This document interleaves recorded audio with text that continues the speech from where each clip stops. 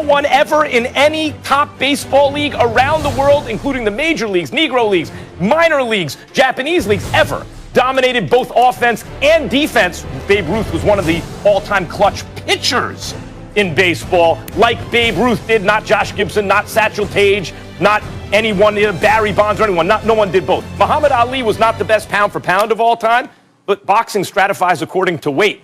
Muhammad Ali would have beaten the hell out of Sugar Ray Robinson. He's bigger than him. Tom Brady's not being compared to, Doug Flutie was a better pound-for-pound quarterback, so let's demote Tom Brady, right? It's not fair to Ali. And then there's off the field of play impact. Ali's number one. That's the top three. And if you want to keep going, we can. Serena Williams hit the highest peak in the history of her sport and also has almost the most majors and almost the most time spent as number one. And number five, Tom Brady, who deserves to be in the top five. By the way, there are a lot of guys a lot of athletes I'm putting him ahead of there. Sometimes was the best player in the world, though not usually. And at 43, he just won his 7th Super Bowl. He's on the list, barely in the top five. My top five, I got Ali at number one because I take off the court adversity and what you've had to overcome into consideration. You don't get to live on the court or field of play and just stay there all day, every day, and be insulated from the outside world in order to compete. You have to be exposed to it all, which means adversity, trials and tribulations, just all of those things just get in the way. And for him to overcome what he overcame with the government coming after you, with white America coming after you, with you being stripped of the license to fight and being denied the opportunity to fight and defend your crown for three plus years, to come back to regain the heavyweight championship by going up against a guy in George Foreman that had literally had people scared for a boxer's life when whoever went into the ring against him. I put Ali right there. Obviously, MJ would be number two. I think Serena Williams would be number three because she's absolutely sensational and the greatest of all time at her respective sport as far as I'm concerned, even though she's one shy of capturing Margaret Court's all-time singles Grand Slam titles of 24. Serena's at 23. And then I think about number four, I think about Bill Russell. And the only reason I put Bill Russell in there is not because of the 11 titles in 13 years, but it was two as a player's coach, not just a player. And also it was him working in Boston, working through the civil rights era, accomplishing what he accomplished with that level of adversity faced against him and what have you. I think about Bill Russell in that regard and what he had to endure and had to overcome, where he is still scarred to this very day because of what he was subjected to. And somehow, some way, he just continued to win championships. And then obviously, I look at that. And then if we could talk about Tom Brady or Wayne Gretzky at number five. That's where I'm at with that list, my personal opinion. It will not include Babe Ruth because Babe Ruth did not have to compete against black players. And as a black man, there's no way in hell I'm putting Babe Ruth on my top five all-time list. You didn't go up against black players. And we all know when it comes to athletics, black folks got something to say about that. Yeah. In terms Although of you elite could ask category. black players at the time, I'm sure they'd be like Babe Ruth. There you go. Yeah. You never went against them. So you ain't on my top five. No.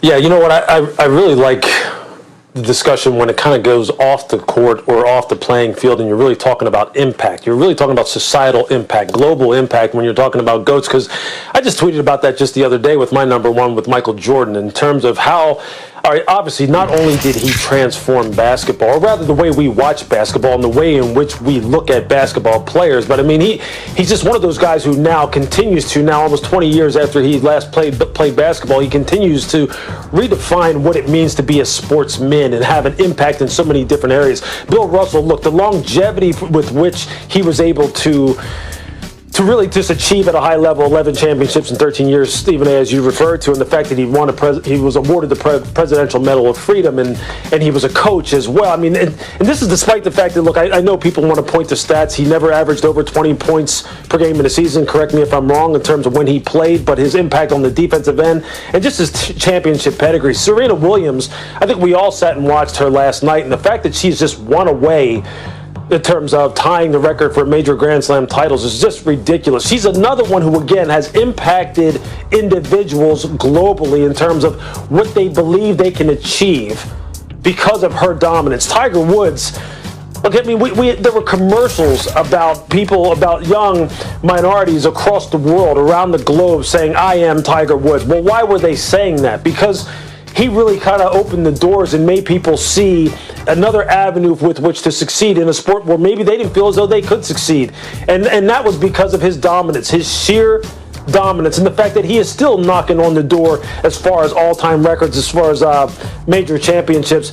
And who knows? Maybe he eclipses it, maybe he doesn't. But just the fact that he's there, given everything that he has overcome, it's just fantastic and spectacular to me. And again, the global impact part of it. At number 5, I have LeBron and Tom together at that point.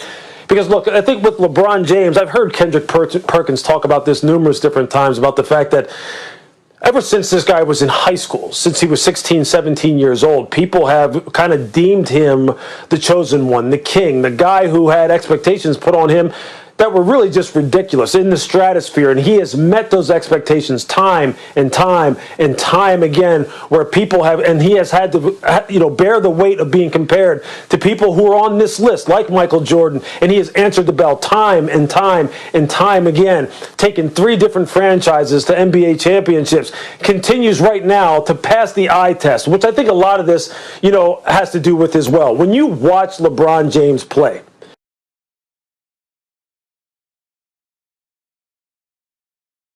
you aren't going to tell me that if you go back and you YouTube some of the greatest athletes of all time across all sports, that he is not one of the greatest athletes to ever walk the face of this planet. You just cannot deny that, on top of the fact that he has won. And then Tom Brady, look, himself. From a pure athletic standpoint, he's not one of the greatest athletes of all times. He's one of the greatest winners of all time. He's had the biggest impact in the greatest team sport of all time, no question about that. 7 Super Bowls, 10 appearances, that speaks for itself. The numerous records that he has and where he has come from. He wasn't the chosen one. He was a guy who wasn't even expected to maybe even make New England's roster as a rookie. He was the 5th quarterback on the roster. That's what I respect the most about Tom Brady, is where he's come from and what he has accomplished and how he continues to accomplish it in the greatest team sport that all of us have ever watched, on TV or otherwise. I mean, that's what football is. I respect your list based on your criteria. I would say that Tiger Woods has fewer majors than Nicklaus, also far fewer second and third place finishes than Nicklaus. But when you add your criteria, I respect it, except where's Muhammad Ali? If you're going to have that criteria, Ali's got to be on there. You're right. And you know what? I struggled with it. I really did. Okay. And I don't want to be accused of recency bias, because I'm one of those people who considers myself to be a historian when it comes to sports. And Muhammad Ali is someone who I was very little when he was in his prime, or rather when he was nearing the end of his career. I was still a young boy, but I understand the impact that he has had in the greater context of sports overall. So you're right. He probably should be on there. And he should be number 1 if that's your criteria. I don't think there's anyone really close to him. But I want to say something else, guys, about Bill Russell. I respect Bill Russell if you're talking about the all-time winners, the whole thing. He and Tom Brady are sort of in the same category. But you know what? Yogi Berra won 10 World Series championships, was a 3-time MVP, hit cleanup. Every pitcher that came to the Yankees improved because he called the games. No one calls him the GOAT correctly. Maybe he's the GOAT catcher, just like maybe Bill Russell's the GOAT center. But when we're talking about the GOAT of all GOATs, it ain't Bill Russell, it ain't Tom Brady, and it ain't Yogi Berra. We're talking about Michael Jordan and that ilk. They were clearly just the best forever, and they won the most. Max, first of all, I'm allergic to putting Bill Russell and Tom Brady in the same sentence, because while Bill Russell had to endure such incredible adversity, particularly in the same locale, we all know what an angel Tom Brady has been treated like in that area. He's been deified in the whole Boston era, in the whole Boston area. Those are apples and oranges if ever there was one. Now, let me get to your point about Tiger Woods, because I'm interested in both of y'all takes on this. Tiger Woods, obviously, as far as I'm concerned, was just a phenomenal talent. And you can call him the GOAT or whatever. I'm not a golf aficionado. I didn't follow golf until not even remotely until Tiger Woods arrived, because I never felt as a black man I was welcome to the sport, if I'm being totally candid about it. But I will tell you this. When I think about Tiger Woods, as much as I revere him because he was phenomenal, here's where he falls off that list to me. When adversity hit, where was he? I'm talking about it was self-inflicted. We understand what went on with him and his family and stuff like that, and and the police and all of this other stuff. We got all of that, and then the divorce, and that's all his business. I'm not trying to get into that. What I'm saying is that as we look at our list, when we talk about Ali, when we talk about Jordan, when we talk about Serena, when we talk about Bill Russell, we talk about these folks, and they're deified to some degree because when faced with adversity, they didn't wilt beneath the pressure or the microscope. They ascended. Now, that's not to say that Tiger Woods never came back and resurrected himself. He just won the Masters a couple of years ago. I get that. My point is that how many years have we looked at Tiger Woods? And in fairness to him, it wasn't just the adversity in his personal life. It was also injuries with the back and all of that stuff. I get it. But really, where the fall began immediately was when he had that situation years ago, back around 2008 or so, and the cops got involved. And he sat up there and looked like he was drugged for a conference where he was like, I am so sorry. And you know what? And his game was sorry for a long time thereafter.